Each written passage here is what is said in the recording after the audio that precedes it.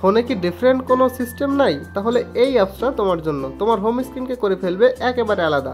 তো চলো শুরু করা যাক আজকের ভিডিও। প্রথমে আমাদেরকে যেতে হবে প্লে স্টোর, এবং প্লে স্টোরে যাওয়ার পর আমাদের এই যে নিচে যেখানে সার্চ বাটন আছে, সার্চে ক্লিক করতে হবে।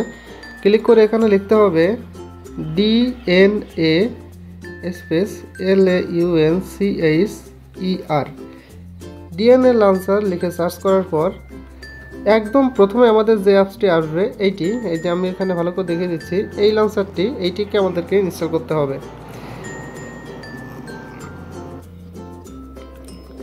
তো ডাউনলোড হওয়ার পর আমরা সিম্পলি এখান থেকে এটাকে ওপেন করে দেব। এখানে আপনি সেটাকে কিভাবে ব্যবহার করতে চান, আপনার দরকারি সফটওয়্যারগুলো থাকবে নাকি সবগুলো থাকবে। আমি এখান থেকে লোড অল অ্যাপস দিয়ে দিলাম, এবং এখানে যদি আপনি স্ক্রল করাইতে চান আপনার ডিসপ্লেটাকে, তাহলে এখান থেকে গ্র্যান্ড করে দেবেন, এবং নিচে এখানে এই যে এখানে কিন্তু পারমিশন চাইবে। এরপর আপনার গ্যালারি অ্যাক্সেস চাচ্ছে, এখান থেকে আপনি ইচ্ছা মতো দিতে পারেন। আমি এখানে অ্যালাউ অল দিয়ে দিলাম, এবং এখানে দেওয়ার পর আপনি নিচে চলে আসবেন। আর কোনো কাজ নেই, আপনি যদি ফন্টটা চেঞ্জ করতে চান তাহলে এখান থেকে যে কোনো একটি ফন্ট আপনি সিলেক্ট করে দেন। আমার কাছে প্রথমটাই ভালো লাগে, আমি এখানে সিলেক্ট করে দিয়ে এই যে এখানে টিক চিহ্ন দিয়ে দিলাম। কিছুক্ষণ পর আমাদের লঞ্চারটি ডিফল্টভাবে তার ইউআইতে ফিরে আসলো। কিন্তু আমাদের তো এরকম ইউআই দরকার না, আমাদের দরকার স্টাইলিশ ইউআই। সেটা আমরা কিভাবে পাবো? চলো আমরা এখানে ডান দিকে স্ক্রল করলে দেখব ডিএনএ সেটিংস নামে একটা অপশন পাবো। এখান থেকে লঞ্চার স্টাইল, আমরা এটাতে যাব। যাওয়ার পর এখানে দেখো হলোগ্রাফিক মোড নামে একটা অপশন আছে, আমরা এই হলোগ্রাফিক মোডটাতে ক্লিক করে দেব। দেওয়ার পর আমরা যদি ব্যাকে আসি, দেখা যাবে আমাদের লঞ্চারটি কিন্তু সুন্দর করে 3D হলোগ্রাফিক রূপ নিয়েছে।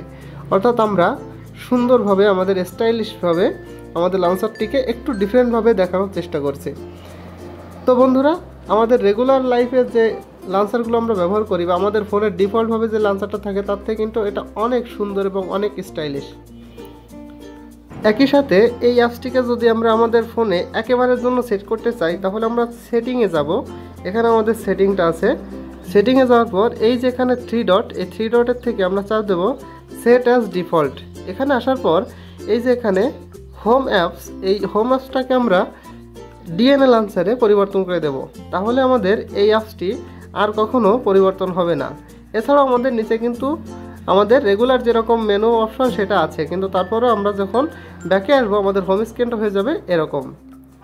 তো চলো আজকের ভিডিও ছিল এই পর্যন্ত। সামনের দিন আবার দেখা হবে নতুন কোনো টিপস অ্যান্ড ট্রিক্সে। আজকের মতো বিদায়।